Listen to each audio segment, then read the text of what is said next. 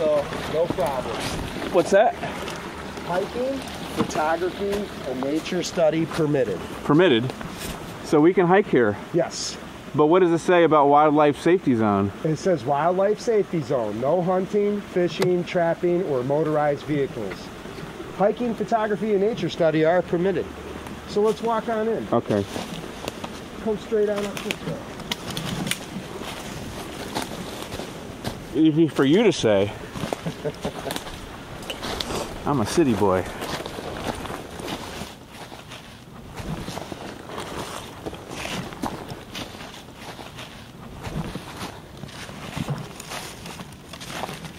Hold on. I actually want to follow the fresh tracks up the road. Yeah.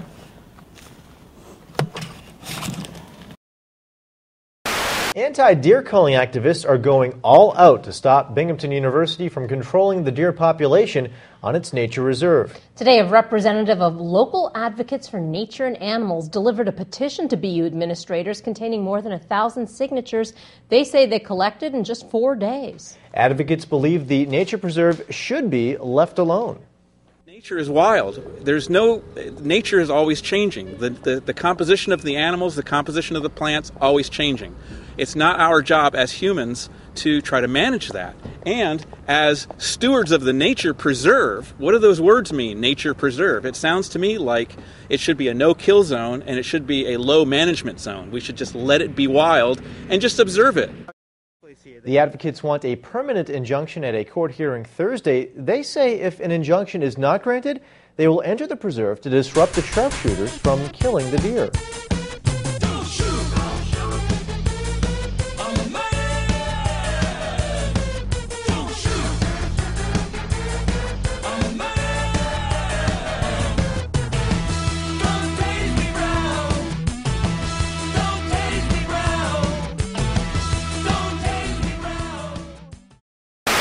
Binghamton University is trying to control an overpopulation of deer on its nature preserve.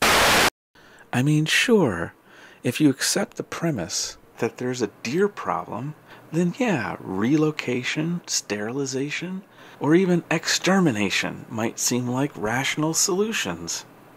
But the question remains, is there really a deer problem? How do we know for sure that the deer are overpopulated by an objective definition? How can we objectively decide whether it's the deer or the humans that are the root cause of the problem? Let's ask Derrick Jensen. One of the things I do in Endgame is I lay out a number of premises, and then I go through the premises one by one, and that's what I want to do for this evening. And one of the reasons I lay out the premises explicitly is that one of the first rules of propaganda is if you can slide your premises by people, you've got them. So, for example, Adolf Hitler would say, so, what are we going to do about the Jewish problem? I was like, God, Adolf, that's a good question. What are we going to do about it? But what he did is he slid past you the idea that there's a Jewish problem you have to do something about in the first place. Do you see evidence of overpopulation? In my opinion, after walking a couple miles today, I saw 8 deer. I wouldn't constitute that as being a nuisance or an overpopulation of deer. Now, what about other evidence, like droppings or the antler scrapes or whatever? I saw a few deer sign, but not anything to indicate there's an overpopulation. I mean, if there was an overpopulation, it would have been rutted up with a lot of fresh tracks, and you know, we would have seen a lot more deer. There would have been a lot more deer droppings on the trails. I think that there is little doubt that we have overshot the capacity of our planet.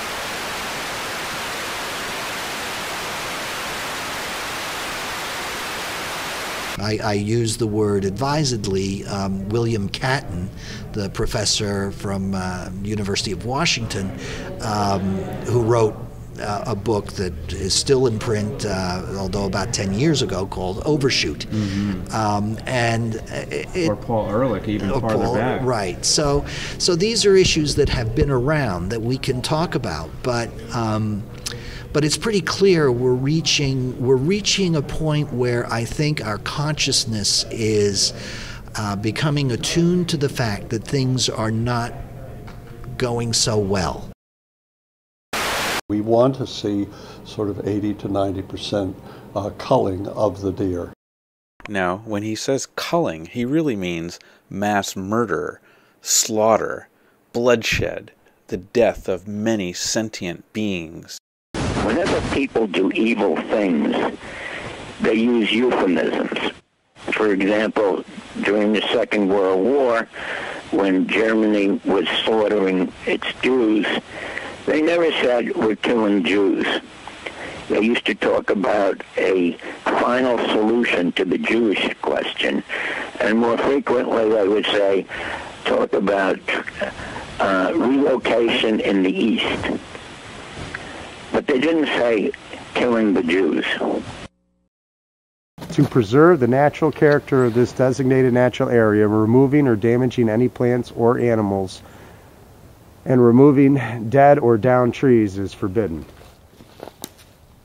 You think killing 90 deers is damaging? Would be not damaging, it would be detrimental, devastating to the species. 90%. Has the potential to wipe out a whole herd of deer.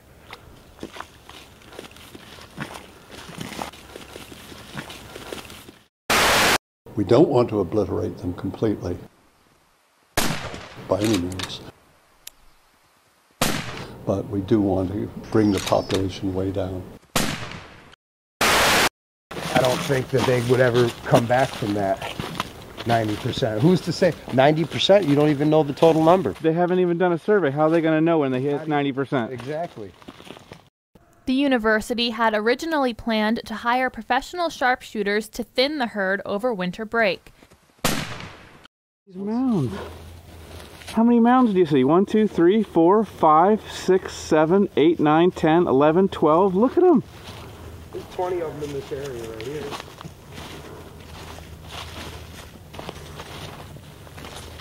It's kind of hollowed out. That's the deer feeding on it. The top is hollowed. Can you put your shoe in the hollowed? Yeah. This is the top of it where the deer come in and have eaten the top off. I'd like to find one freshly dug up. Do you think they are... Now, yeah. Let's talk about something here. Okay. About hunting. Okay. Their method, wanting to use a rifle, is out of the question. First of all, there's laws implemented in this county. It's a shotgun county only. Wait, this county is a shotgun county only? Yes. By law? Well, by law, New York State DEC law, you are not authorized in Broome County to hunt with a rifle. Only a shotgun, muzzle loader, or a bow and arrow. So how are they able to do it for this? I think they think their laws don't, or our laws don't apply to them. The laws on the books must not apply to the state or to this contractor that they hired. I don't really know the law. I'm not a lawyer. Yeah. I just know that if I was to put food in my yard like this and attract deer, you know, it'd be an issue. I'd be getting a ticket. Is it illegal to bait deer? It's illegal to bait deer. You consider this baiting deer? Absolutely. Do you think the university is intentionally doing this in order to bait the deer?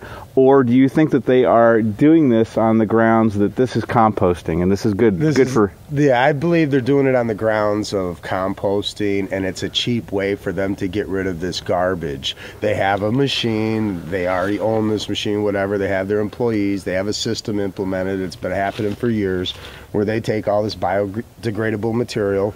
This goat does exactly what it sounds like, chews it up just like a goat does, spits it out into this form, and they bring it up here and dump it.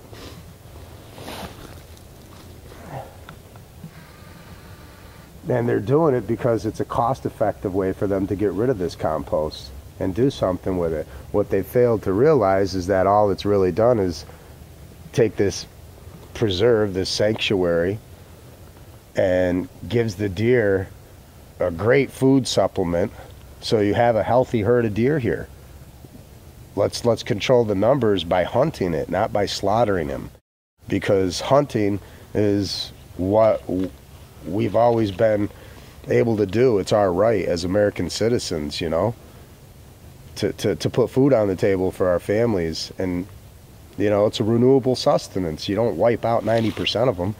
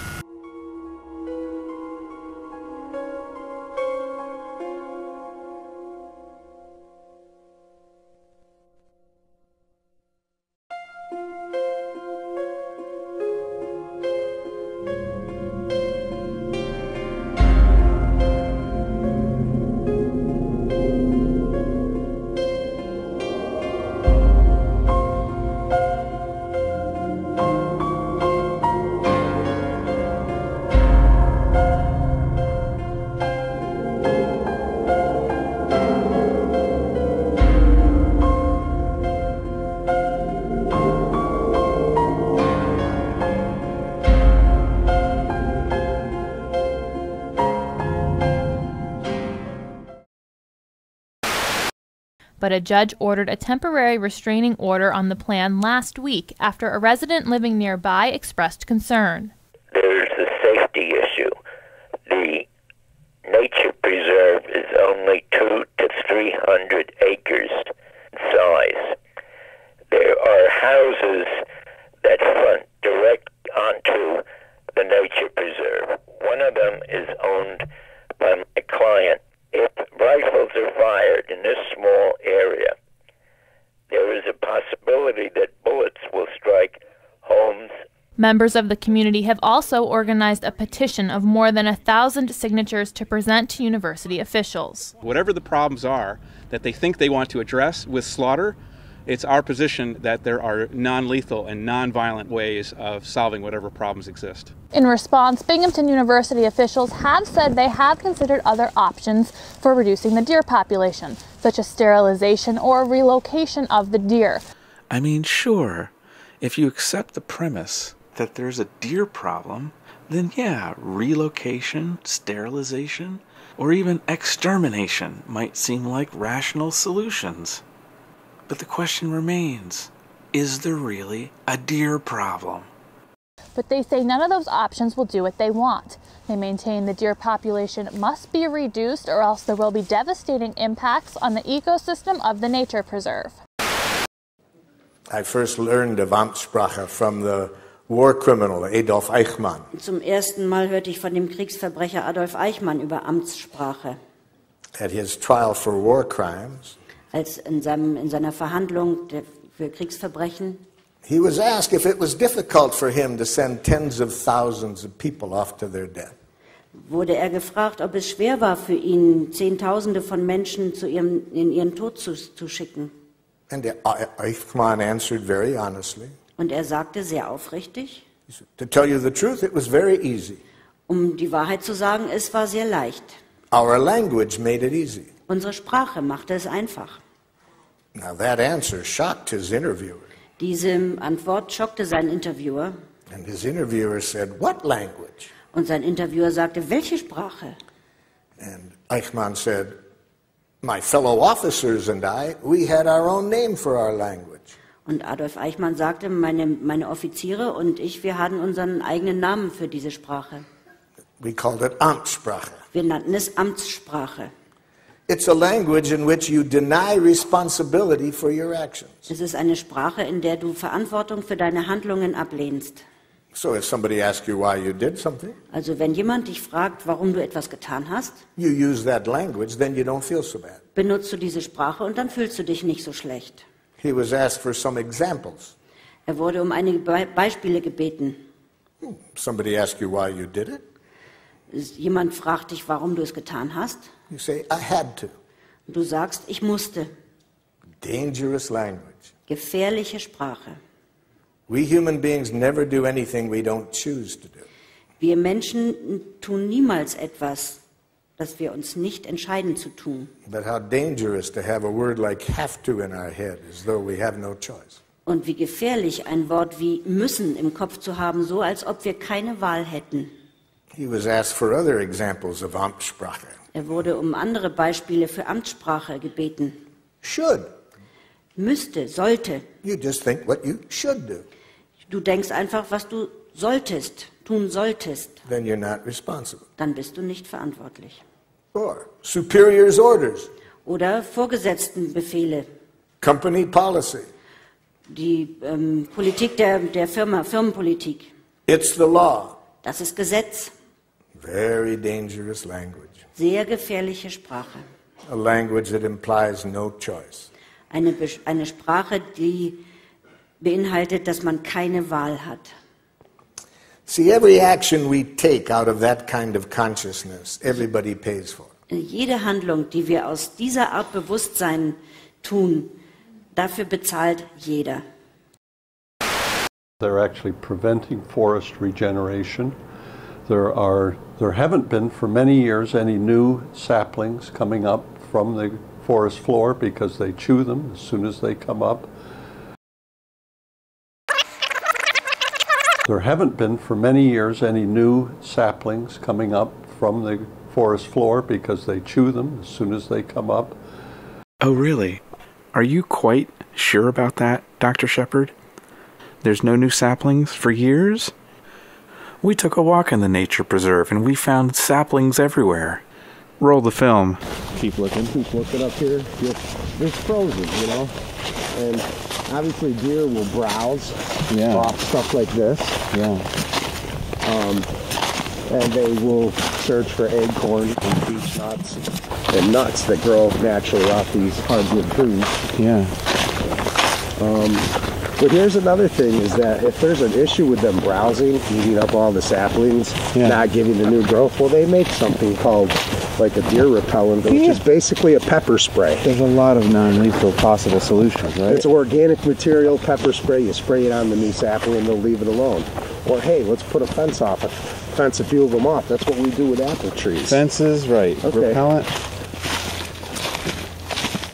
And I'm seeing young trees and saplings. I don't see where the forest is having a problem. That's what I mean.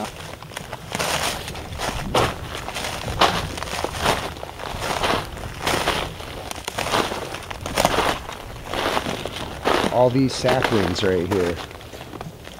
I don't see a problem with the forest.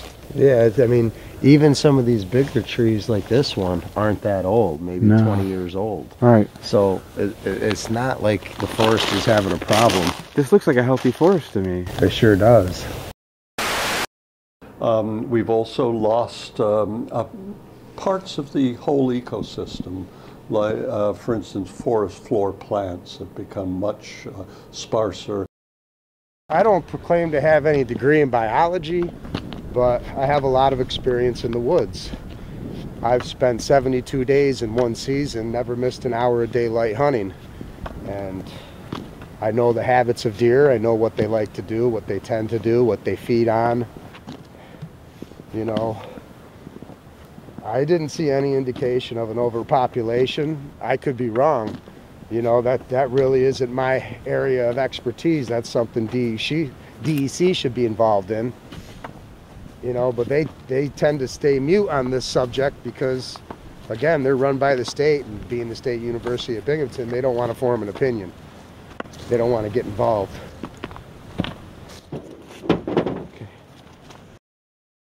Meanwhile, protest over Binghamton University's plan to kill deer is heating up. In just the past 4 days, 1,000 people have signed a petition asking BU to shooting on 90% of the deer on campus, including in the nature preserve. BU plans to cull between 50 to 60 deer. The university says the move is needed because the animals are overrunning parts of campus and damaging sections of the nature preserve. BU also said that many of them are starving. However, area resident Bill Huston calls it a senseless slaughter. An animal rights attorney and a former university professor are both suing to halt the shooting on safety grounds. Huston says if the court does not halt the culling, he and others are prepared to camp out in the woods to disrupt the process. We are hopeful that there will be an injunction issued. However, if there is not an injunction, there are some of us that are prepared to actually spend the nights out here or the days and in the preserve, and we're going to try to document the slaughter, but hopefully we're going to try to disrupt it by just our being there. Huston says more public hearings are needed about the issue. He's also concerned that some of the deer may be diseased. He says it would be wrong for BU to give any of the venison to the needy if that's the case. In response, BU says it has no knowledge that any deer are sick and that any venison would be given to organizations that help the hungry and are overseen by the USDA. President Peter McGraw recently told us that he favors the plan.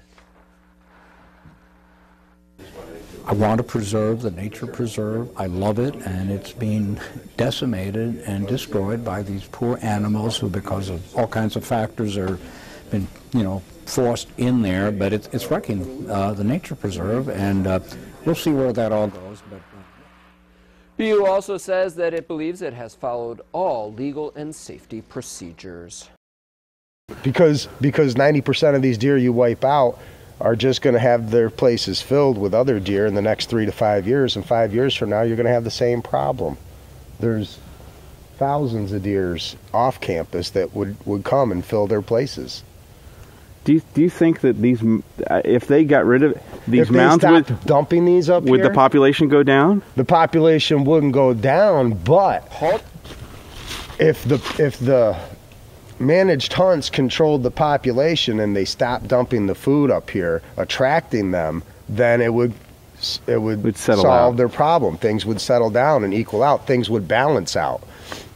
So this is actually probably bringing in deer from around. Absolutely. Well, it's holding all the deer. Holding them here. Deer are migratory. They will move, especially during the rut. Their mating season. Right. Late October, early November. You know, that's when you're going to see the big bucks. Normally, they're a nocturnal animal. Right. You know, but why would the deer leave? You have a huge herd here, and you're feeding them. They have no place that they want to go because everything they need is here. There's no pressure from hunters. They have all the food in the world and a safe haven. They got the water, the ponds. They walk right down the sidewalk sometimes in the middle of the night with the students. Right. You know what I mean? They're all over campus. On my construction site, I would see fresh deer prints on the job site all the time. Wow. Yeah.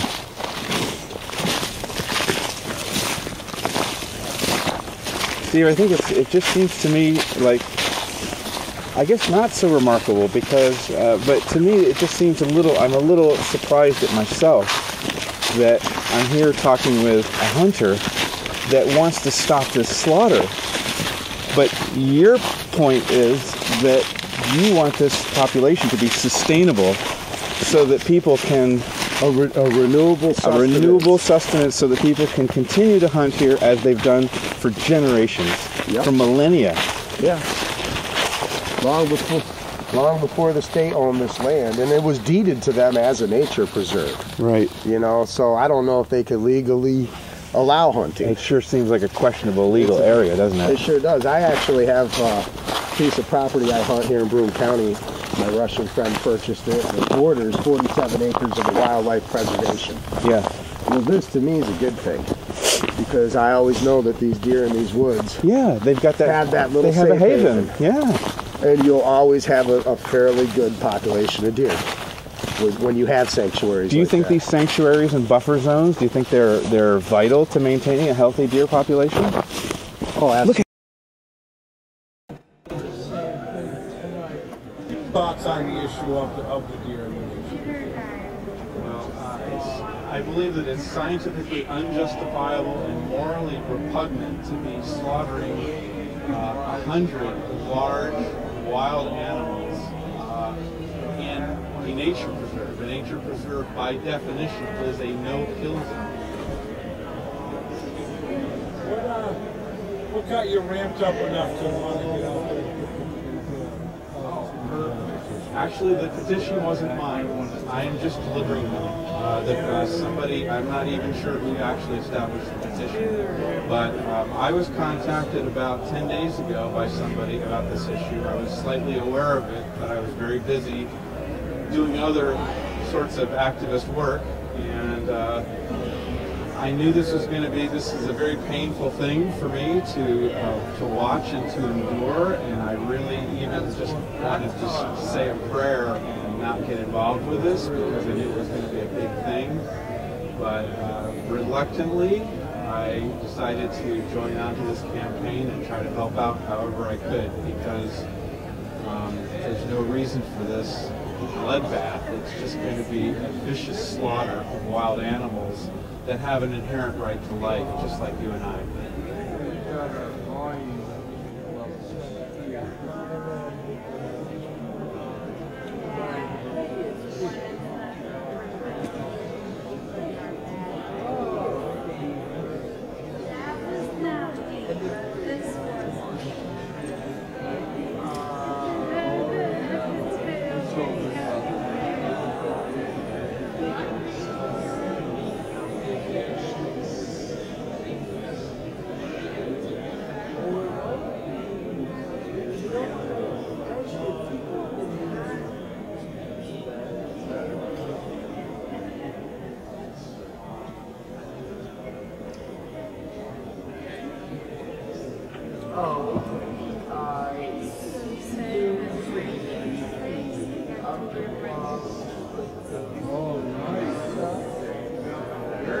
If